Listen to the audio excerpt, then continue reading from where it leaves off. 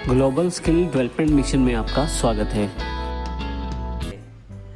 इस सेशन में हम जानकारी लेंगे असाइनमेंट ऑपरेटर्स के बारे में।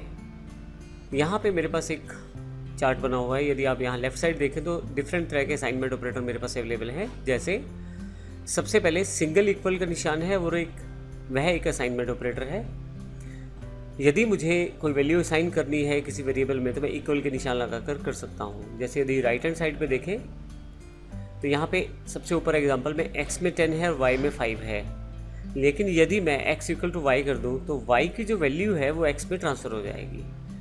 इसका अर्थ ये होगा कि x जो है वो 5 हो जाएगा, क्योंकि असाइन किया है हमने y की वैल्यू को x में, तो इस कारण से 5 जो है वो x को मिल गया है। यह ऑपरेटर सबसे ज़्यादा यूज़ करते हैं असाइनमेंट में। इसके अलावा असाइनमेंट में काफ़ी सारे ऑपरेटर हैं, जैसे ऐड एंड असाइनमेंट। इसमें आपके पास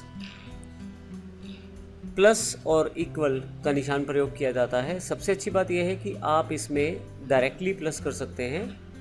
अब यहाँ पे यदि आप ध्यान से देखें तो हमने दो ऑपरेटर यूज़ किए हैं, पहले प्लस का सिंबल है फिर इक्वल का है। एक्चुअल में यह बिल्कुल इस तरह का ऑपरेशन बनाएगा।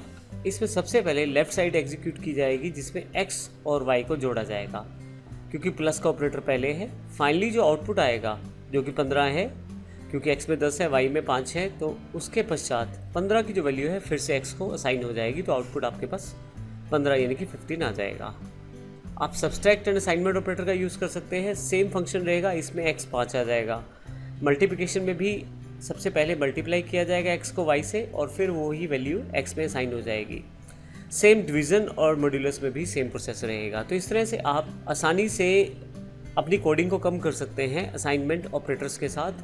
जैसे कि आपको यहाँ पे इस तरह से डिफ़ाइन नहीं करना, जिसमें आपको दोनों वेरिएबल्स डिफ़ाइन करने हैं फिर उसके बाद असाइनमेंट करना है, इसकी ज़रूरत नहीं पड़ेगी आपको।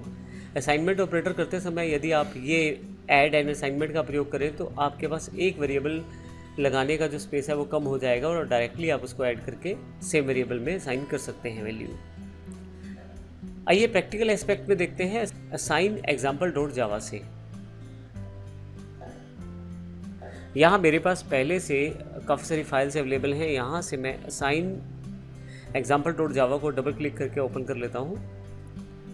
अब देखिए यहाँ पे असाइन एग्जाम्पल के नाम से मैंने एक क्लास बना रखी है। उसमें मैंने 3 वेरिएबल लिए हैं, x, y और z। x और y को मैंने सबसे पहले जोड़ा है असाइनमेंट ऑपरेटर के साथ, और यहाँ पे मैंने आपको दिखाया है कि किस प्रकार x और y का टोटल जो है वो इक्वल की वजह से, इस सिंबल की वजह से, जो कि एक्चुअल में असाइनमेंट सिंबल है यहाँ पे, इससे आप x और y का टोटल करके उसकी वैल्यू को z में असाइन कर सकते हैं और फिर फाइनली इसको यहाँ पे रिप्रेजेंट कर सकते हैं प्रिंट में।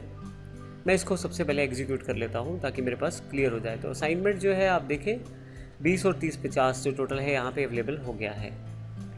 दूसरे एग्जाम्पल में देखिए हमने फिर से वैल्यूज़ इनिशलाइज़ की हैं दोबारा, ताकि आपको समझने में कोई दिक्कत ना आए। फिर से x को 20 रखा है, y को 30 रखा है और z को 50 रखा है। अब की बार z प्लस इक्वल लगाया है हमने, यानी कि ऐड असाइनमेंट। इस केस में आप देखें तो टोटल जो है वो 70 हो गया है। इसी तरह से सब्सट्रैक्ट एंड असाइनमेंट को अगर आप देखें, वहाँ पे जो आउटपुट है वो 30 आ गया है। हर बार हमने वैल्यूज़ को दोबारा इनिशलाइज़ करवाया है ताकि शुरू से एग्जाम्पल स्टार्ट हो।